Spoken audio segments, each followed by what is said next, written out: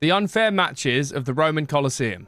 Let's start with the unfair and slowly work our way towards the most brutal matchups on the list. Number 10, blind fighters. Antibadia were criminals who would be forced to fight completely blind. They would be given a straight sword and a helmet for protection. Except the helmet was practically a curse, since it was completely sealed off, preventing the fighter from seeing or hearing anything. Is it messed up? I want to watch it.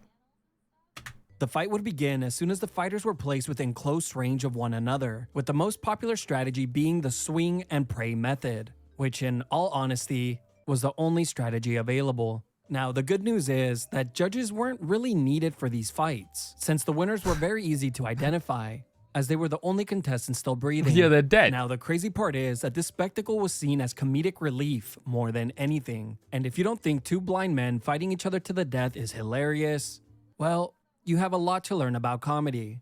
Now, agreed, bro, agreed. And you said it's messed up. No. The man just said, you need to learn about comedy if you don't find two blind men swinging swords at each other funny. Hilarious. This might not sound that unfair at first, since both men are equally blind and equipped with the same weapon. But think again, since the winner of the match would typically be rewarded with another match, then another one, and another one, and another one. You get the point. As you can imagine, a winning streak never really lasted for very long. Number 9, naval battle. Someone in the YouTube comments or my Twitch chat, what is the longest documented win streak in the Colosseum history? Do they have those records? That would be really cool to see. Like, what was the big draw? What was the name? I wonder if it's like wrote down somewhere.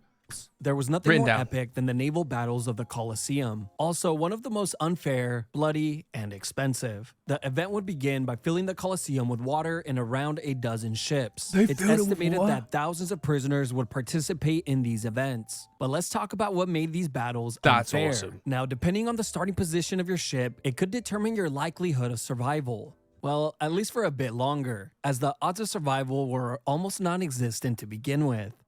Ships that started in between two other ships would make for an easy target, easily creating a 1v2 scenario. Prisoners would invade other ships, killing everyone that stood in their way. So it was RNG? Would simply use the more popular strategy we see today, which is, of course, running away from all fights and sneaking their way to the final round, where they can hope to steal the win with a single kill.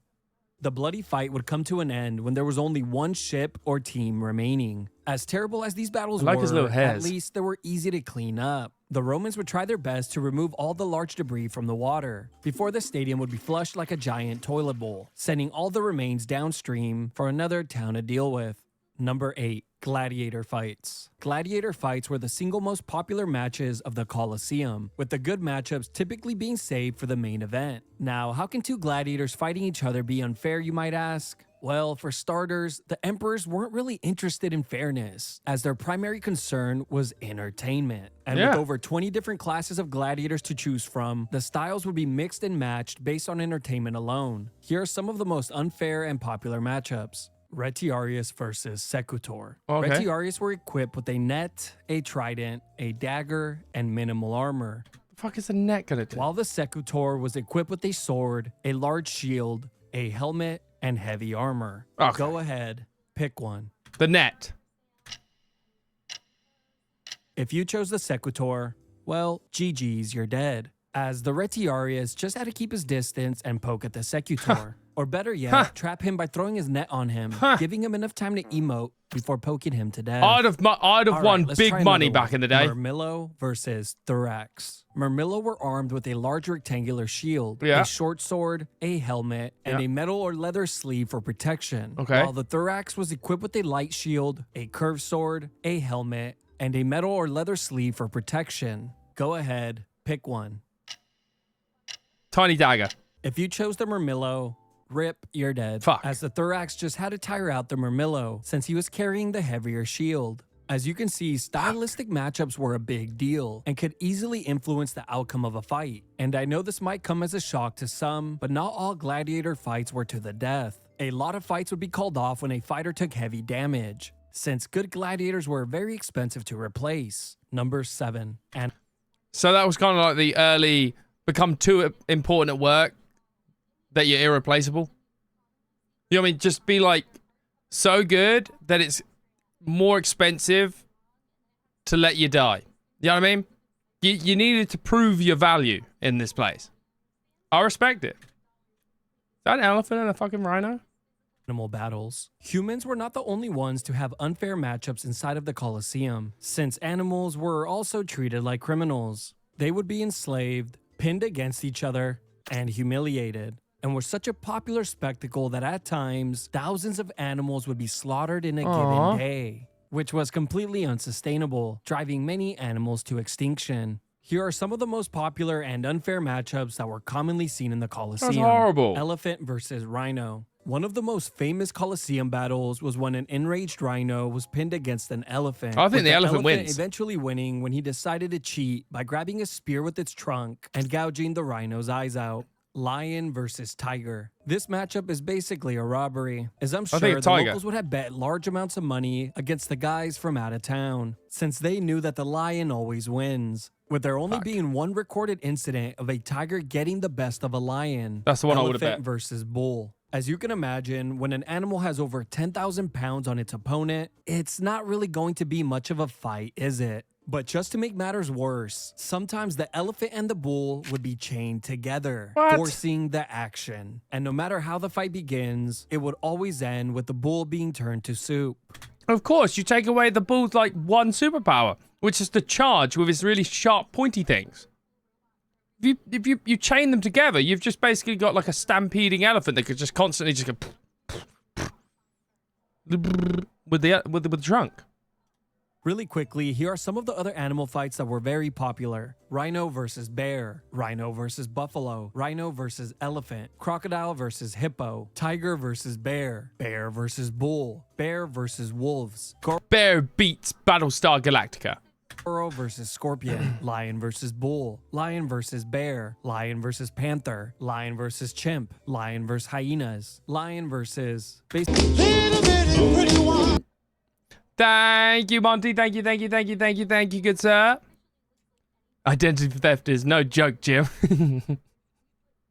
Thank you, Monty. I fucking love The Office. Basically any animal the Romans can get a hold of. Number 6, 1 versus 2. This matchup can be unfair for either side. What the fuck is that? Number 6, 1. What is that head? It's like handsome Squidward, but deformed.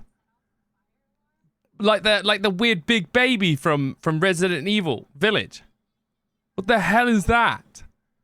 Versus 2. This matchup can be unfair for either side depending on the circumstances. Let me explain. There are 2 scenarios in which this matchup can take shape. 1. A high-level gladiator will take on 2 prisoners simultaneously, and as the prisoners try their best to figure out how to properly hold a sword, they will realize that it's very difficult to do so, since their hands are no longer attached. Yes. Now, the second scenario is a bit more fair. 3 well-trained gladiators were placed inside of the Colosseum. One gladiator would be given heavy armor and a good weapon, as you do, while his 2 opponents would receive minimal armor and worse weapons. The duo would need to work together to defeat the better-equipped man. But being partnered up is not as easy as you might think, and does come with its own set of challenges, like knowing whether you should go for the res or attempt to clutch up when your partner inevitably goes down. The last and always go for the clutch. Get the glory. Think about it. You get the clutch, and you get the golden thing from your teammate. Good job, man. Oh, it's like music to my ears. If you die, they're going to be mad. But if you don't go for the clutch, you're dead anyway. Final way that a gladiator can be outnumbered is during large-scale battles. This one is, of course, purely based on luck alone, and doesn't always mean that you will see a 1v2 matchup, as it just might be a 1v6 depending on how bad your team is. Number 5, woman versus dwarf. Emperor Domitian introduced the... Okay, Romans. Okay, Romans. What are we doing here? I'll let you cook. Legendary matchup, woman versus dwarf. And I have to admit, this is the only battle on the list where a clear winner was not well documented. But even with the little information we do have, I have a gut feeling that it just wasn't a fair matchup. I'm just not certain for whom. You see, on one hand, you have a fully grown woman who obviously has the reach advantage, while on the other hand, you have a male dwarf who is much stronger. and obviously uses magic. How much Is that fact? Is that fact? I'm trying not to go into this too deeply, but is that fact that they're stronger? much stronger? Well, I'm not sure. I did, however, stumble upon this forum where a guy asked the same question back in 2011. Okay. Now, sadly, people just replied back with even more interesting questions that we will never get the answers to. And of course, naturally, the entire forum devolved into guys just bragging about how many dwarves they can take on at once. They found my alt account. One of the most bizarre things about this matchup was that Emperor Domitian liked to schedule this fight at night, since he preferred this battle when it was illuminated by torchlights. In 2010, a female gladiator's remains were found in England. After they were examined, it was concluded that the woman's legs and arm bones were unusually heavy, suggesting that she had strong muscles. You know, I was originally leaning towards the dwarf, but now I really don't see how they could possibly win. Oh, to be fair, have you seen some like female boxers and everything like that? Jacked. I don't know. I'm my money's on the woman. Not like 100% success rate, but like I actually feel like there's reach advantage, right? And like height advantage. But then I think when you get down to that level, like you know, like the two extremes, I think you're actually that can be like a hindrance if you don't dodge how you've trained to dodge against someone similar height or slightly smaller than you, they could get your knee with a stab. But overall, I'm gonna give it to the women on that one.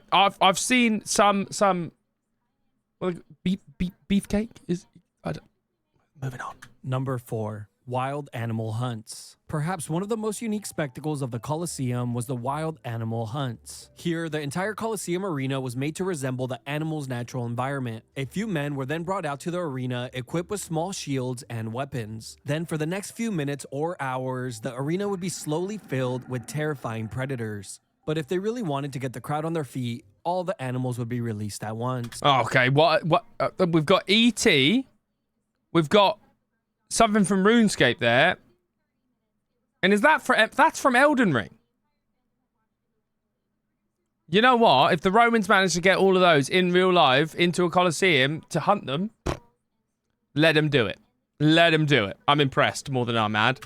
Sometimes the men who were fighting the lions, bears, and panthers would have been well-trained fighters, while other times they would have been condemned criminals who were just given the death sentence and stood 0 to no chance of winning. Here are some of the animals you could have expected to make an appearance. Okay. Lions, tigers, bears, elephants, rhinos, panthers, leopards, hyenas, wolves, boars, bulls, deers, ostriches, crocodiles, giraffes, camels, and shiprats. Of course, shiprats were not invited, but they showed up anyways. Okay. Number 3, man versus beast. Man versus beast matches were one-on-one battles and were the second most popular spectacle, only behind gladiator fights. Now, there were basically 2 ways that this matchup would be arranged, with both of them tailored for maximum entertainment for the crowd. The first one was when a professional slave or volunteer fighter known as a bestiarius would face off with a terrifying beast. The animal could be anything from a lion, leopard, tiger, bear, or any other large and powerful creature. These battles would typically end with the animal being defeated, even if the bestiarius took heavy damage. Really? I'd have said that it's a real 50-50, if not leaning towards the animal. But I suppose they're quite well trained. On the other hand, the second matchup was much more bloody and typically ended with the man being torn to pieces. Here, a criminal or prisoner of war would be forced to face off with the animal. With little to no training, it was only a matter of time before the man would become an anatomy lesson. And it definitely didn't help that the animals were starved for long periods of time before they were brought out, making them a lot more angry and aggressive. That's horrid. There was even a single lion that took out over 200 men before it was finally defeated. Do you know what? Honestly, I feel like that lion started feeling less like I'm trapped and more like, damn, I'm eating good. You know what I mean? That started to become more of a, this isn't so bad for that specific lion. Which is obviously a padded record, since it clearly fought nothing but tomato cans. Oh, I should also mention there is another event that was very popular and is somewhat related, where a criminal was tied to a stake and then a wild animal would be released to eat him alive. You know, you would think like this would be one of those situations where if you've seen it once, then you've seen them all type of deal. But apparently some emperors love to show this one quite often. Number 2, prisoner versus professional gladiator. Easily one of the most unfair matchups of the Colosseum was when prisoners would face off against a professional and seasoned gladiator. The professional gladiator could have been a slave himself with many fights under his belt, or a volunteer gladiator that was part of one of the many gladiatorial schools. Either way, the criminal with 0 to no experience was basically sentenced to death.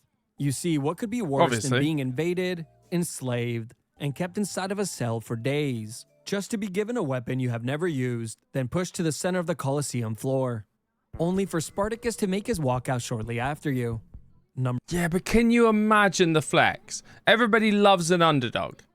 Well, maybe not Romans. I don't know how they'd react. But can you imagine being that prisoner and you just absolutely no diff? You know what I mean? You go in there, you're ducking and weaving, you go, damn, this is my calling. This is my moment.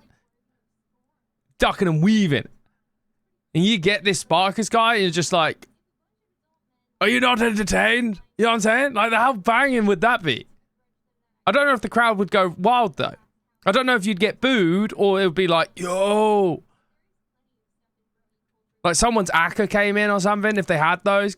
Crazy. Number 1, rigged fights. What could be more unfair than rigged matches? Emperor Commodus was definitely the worst offender when it came to rigged matches. The emperor ruled Rome from 180 to 192 AD and was even portrayed by Joaquin Phoenix in the 2000 film Gladiator. Commodus was obsessed with becoming a famous and well-respected gladiator, so much so that he would even compete himself. Well, if you could even call it that. An emperor fighting as a gladiator was unheard of. Now, of course, Commodus had the best training in all of Rome and was actually very talented with the sword. He probably cheated as well. That wouldn't stop him from rigging fights by secretly injuring men just moments before they were brought out to face him. That's in the movie. His opponents were injured in a way that could be concealed under their armor, but be devastating enough to hinder their performance or make a limb unusable. Another strategy that the emperor would use was simply fighting men with 0 to no experience, making for another on that. Emperor Commodus would have the longest undefeated record as a gladiator, and it's suspected that he competed hundreds of times. He would also charge the Roman treasury around 25,000 pieces of silver every time he competed. There are many things you could call Emperor Commodus, but one thing you can't say is that he ever discriminated. Hey, look, when you're the boss, you make the contract. You dictate the pay, right? He's not the nicest guy in the world, but hey, you got to respect the hustle. Since animals were also injured and thrown in to face him. Apparently, he killed hundreds of lions, ostriches, some giraffes, and on one occasion, even killed 3 elephants that were just laying on the floor. Now, as horrible as this all sounds, this was all just a warm-up, and in November of 192 AD, he held the Polybian Games, a festival that lasted around 2 weeks. There, Commodus shot hundreds of animals with arrows and javelins every single day. But if it makes you feel any better, 1 month after the Polybian Games, Commodus would be strangled to death inside of his bathtub by a professional wrestler named Narcissus, which, for a man... Is that the origins of the word? Like, did they give him the name like self-absorbed or like in a negative sense? That has to be the most embarrassing way to be found dead. Completely naked inside of a cold tub. You can't even explain your way out of that one. Would that be weird to do a salt burn? Banger video though. Banger, banger, banger, banger. I feel like it would be so cool to watch it once and then travel back to the future and pay for therapy. Do you know what I mean? Can you imagine? Like, can you imagine the vibes? No health and safety, just pure violence. Just once. Then you can get therapy and then think you're a piece of shit because you cheered. You know what I mean? Yeah, I would feel bad afterwards, but I feel like a lot of it, it's the crowd work's phenomenal. You know, someone's going to win, they're going to look around, they're going to give you that aura shout. Oh, impeccable. Right. That was a good one. I will see you in the next one. Thank you for watching.